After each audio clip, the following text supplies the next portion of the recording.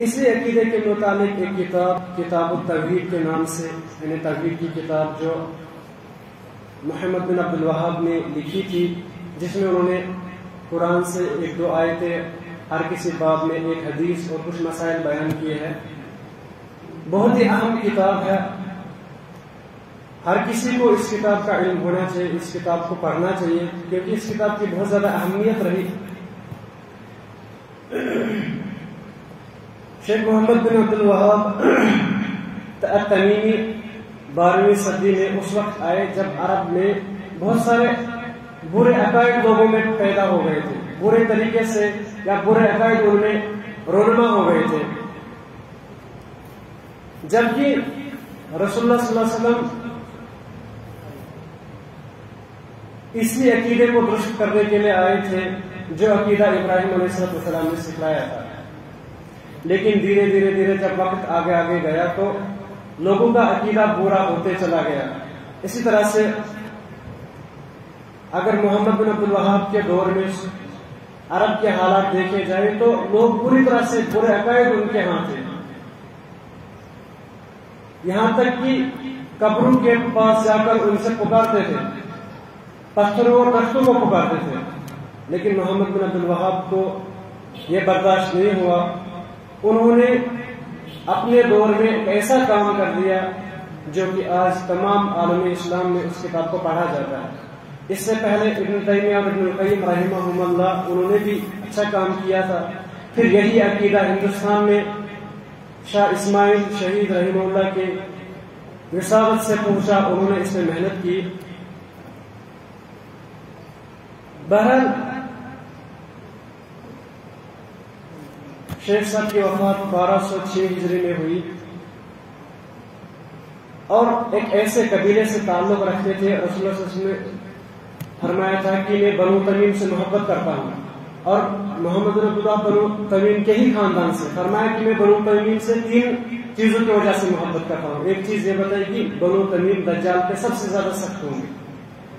اسی طرح سے ایک چیز یہ بھی بیان کی تھی کہ ان کے پاس ایک لونڈی ہوتی تھی، غلام ہوتا تھا، اسے آزاد کیا، کہا بنو تمیم جو ہے یہ اسماعیل علیہ السلام کے خاندان میں سے ہے۔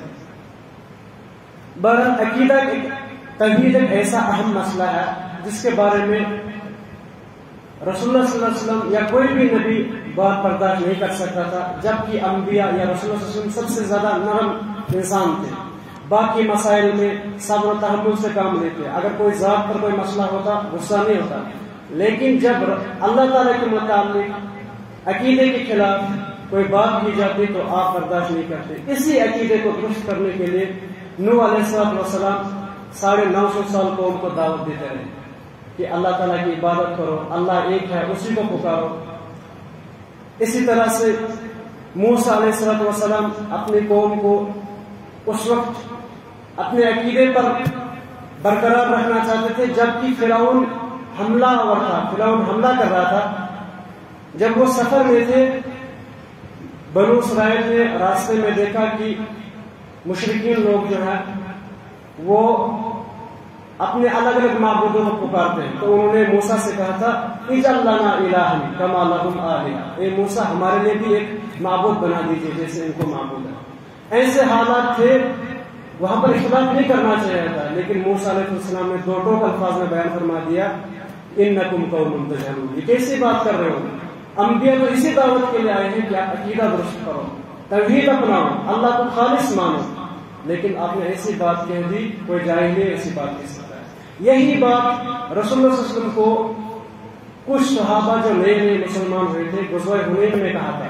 جب وہ غزوہ حنین میں ایک درخت کے نیچے تھے جس درخت کو ذات انوار کہا جاتا تھا، تو مشرکین جو تھے اس درخت سے اپنے ہتھیار رکھایا کرتے تھے تاکہ تھوڑی ہماری طاقت میں برکت ہو، تو انہوں نے بھی کہہ دیا رسول اللہ صلی اللہ علیہ وسلم سے اے اللہ کے نبی اجعل لنا ذات انواط کما لہم ذات انواط، اے اللہ کے نبی ہمارے لیے بھی ایک ذات انواط بنا دیجیے۔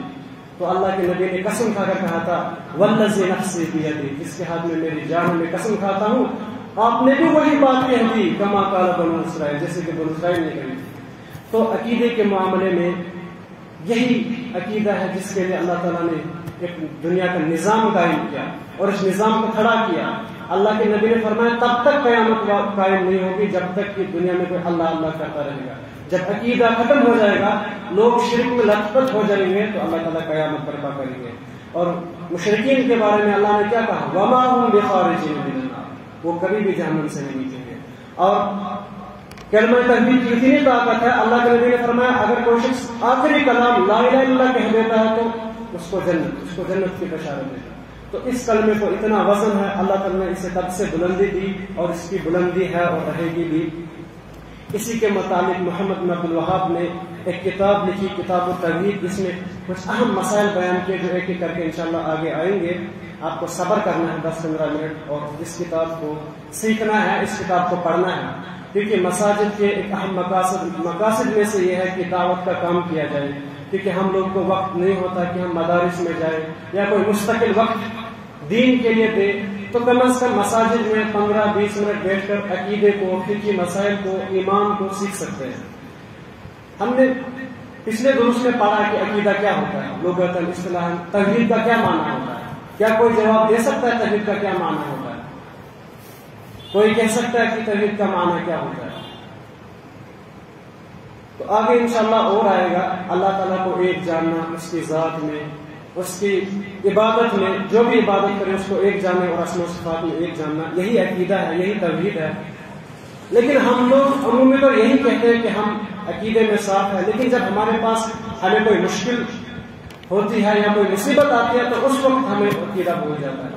اس وقت ہمیں بلیوں سے ڈر لگنے لگ جاتا ہے، اس وقت ہم جوتوں سے ڈرتے ہیں، تو اس وقت ہم اپنے عقیدے پر برقرار نہیں رہتے. انہی مسائل کو، اسی عقیدے کو پختہ کرنے کے لیے محمد بن عبد الوہاب نے اس کتاب کو لکھا.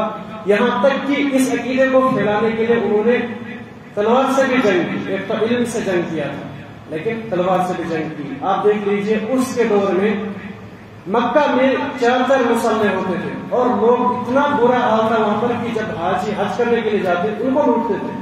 لیکن آپ دیکھ لیجئے اس کے بعد جب توحید وہاں پر آ گئی، اللہ تعالیٰ نے ان کو اتنی بلندیاں دی کہ آج تمام دشمنوں پر حسد کرتے ہیں.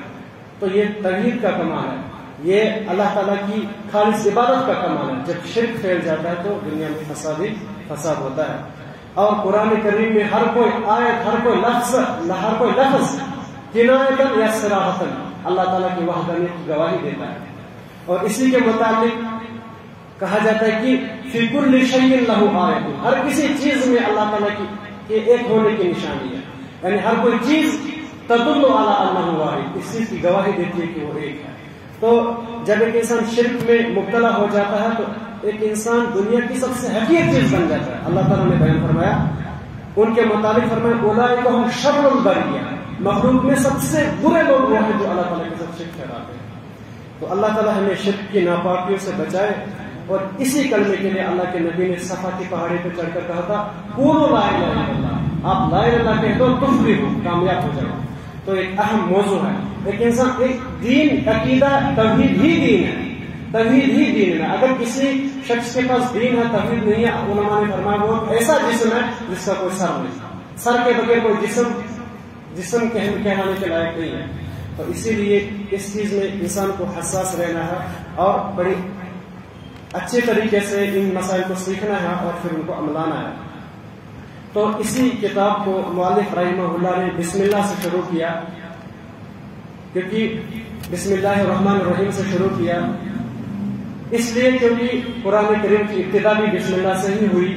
اور ایک حدیث میں آیا ہے کل امر ذی بال لا یبدأ بسم اللہ الرحمن الرحیم فهو ابتر یا ابتر، یعنی ہر وہ کام جو اچھا ہو اگر بسم اللہ کے ساتھ شروع نہ کیا جائے تو وہ نامکمل ہے، وہ نامراد ہے. تو بسم اللہ کی اہمیت ہے. لیکن اس حدیث پر کلام بھی ہے کہ یہ ضعیف ہے، لیکن باقی احادیث سے ہمیں یہ ثابت ہوتا ہے کہ اللہ کے نبی ہر کوئی کام بسم اللہ سے شروع کرتے تھے. جیسے جب کوئی خط لکھتے تو بسم اللہ سے شروع کرتے. اسی طرح سے جب سلیمان علیہ السلام نے بلقیس کو خط لکھا تھا تو اس میں بھی یہی لکھا تھا کہ انہ من سلیمان، یہ سلیمان کی طرف سے ہے، وانہ بسم اللہ الرحمن الرحیم، اور یہ یا اللہ کے نام سے شروع کرتا ہوں. تو اسی لیے مؤلف نے کتاب کی ابتدا بسم اللہ سے کی. اور کیونکہ اس کی اہمیت بھی ہے، بسم اللہ یعنی اللہ تعالیٰ کے نام سے شروع کرتا ہوں، یا جب ہم کھاتے ہیں تو کھاتا ہوں، ہم پیتے ہیں تو پیتا ہوں. فرماتے ہیں مؤلف، میں شروع کرتا ہوں اللہ کے نام سے. اللہ ایک ایسا لفظ ہے، علماء بیان فرماتے ہیں سب سے بڑا معرفہ. تمام اللہ تعالیٰ کی جو 99 نام بیان کیے گئے ہیں وہ تمام صفات اسی اللہ کے، یہ اللہ کے صفات ہیں. تو ابن القیم رحمہ اللہ بیان فرماتے ہیں کہ اس نام کی تعریف ہے، اس کا احاطہ کوئی بھی نہیں کر سکتا، یہاں تک کہ نبی صلی اللہ علیہ وسلم بھی نہیں کر سکتے. انہوں نے کہا اللہ تعالیٰ کے متعلق، اس نام کے متعلق فرمایا لا احصی ثناء علیک، کہ میں اللہ تعالیٰ کی برابر تعریف نہیں کر سکتا. کما اثنیت علی نفسک، کہ اللہ میں آپ کی تعریف اس طرح سے نہیں کر سکتا جیسے آپ نے کی، یا جیسے آپ ہو، جس کے لائق آپ ہو. تو اللہ ایک ایسا لفظ ہے جس کے لیے اللہ تعالیٰ نے سارا نظام قائم کیا. اسی کے لیے اللہ کے نبی صلی اللہ علیہ وسلم نے 50 جنگیں لڑی. کیوں؟ اللہ تعالیٰ کی وحدانیت کو قائم کرنے کے لیے، عدل کو قائم کرنے کے لیے. تو اسی لیے اللہ لفظ ایسا لفظ ہے جو تمام اسماء کا موصوف بنتا ہے. اس کے بعد الرحمن الرحیم، رحمان رحیم پہلے بھی ان کی تشریحات گزری ہے. رحمان سے مراد بھی رحیم ہے، رحم کرنے والا، رحیم سے بھی مراد رحم کرنے والا. لیکن علماء بیان فرماتے ہیں رحمان، اللہ تعالیٰ نے رحمان کے ذریعے سے ہر کسی کو رحم کرتا ہے، کفار کو، مسلمین کو. کیونکہ کفار تو اللہ تعالیٰ کے ساتھ دشمنی کرتے ہیں، کیونکہ اللہ تعالیٰ کے ساتھ شرک کرنا دشمنی کرنا ہی ہے، لیکن اللہ تعالیٰ پھر بھی رحم کرتا ہے. تو یہ اللہ تعالیٰ کی رحمان کی صفت ہے، نہ رحمان کے ذریعے سے. دوسری صفت ہے رحیم، اللہ تعالیٰ بہت زیادہ رحم کرنے والا ہے. لیکن یہ صفت علماء بیان فرماتے ہیں مومنین کے لیے ہے. جب کوئی آدمی خالص اللہ تعالیٰ کی عبادت کرتا ہے، اللہ تعالیٰ اس پر رحیم کے ذریعے سے رحمت کرتا ہے، یا قیامت کے دن اس رحمت کے ذریعے سے اللہ تعالیٰ اس پر رحم کرے گا. اسی طرح سے رحمان اور رحیم کے متعلق ابن القیم بیان فرماتے ہیں کہ رحمان جو ہے یہ اللہ تعالیٰ کی ذاتی صفت ہے، یہ ذات کے ساتھ خاص ہے. اس صفت کے ساتھ اللہ تعالیٰ ہمیشہ رہتے ہیں. لیکن رحیم جو ہے اللہ تعالیٰ کبھی کبھی بندوں پر کرتے ہیں جو بندے اللہ تعالیٰ کو پسند آتے ہیں. تو بہرحال مؤلف رحمہ اللہ نے اپنی کتاب کی ابتدا اسی نام سے کی، بسم اللہ الرحمن الرحیم. میں اس اللہ کے نام سے شروع کرتا ہوں جو رحمان ہے، رحیم ہے. تو ہمیں بھی ہر کسی کام کی ابتدا اسی نام سے کرنی چاہیے. تو یہ آج مختصر مقدمہ تھا. آگے انشاءاللہ کچھ اہم مسائل بھی آئیں گے. اللہ تعالیٰ سے دعا ہے کہ وہ ہمیں صحیح عقیدے کو سیکھنے، اس پر عمل کرنے اور دوسروں تک پہنچانے کی توفیق عطا کرے. اقول قولی ھذا استغفر اللہ لی ولکم ولسائر المسلمین.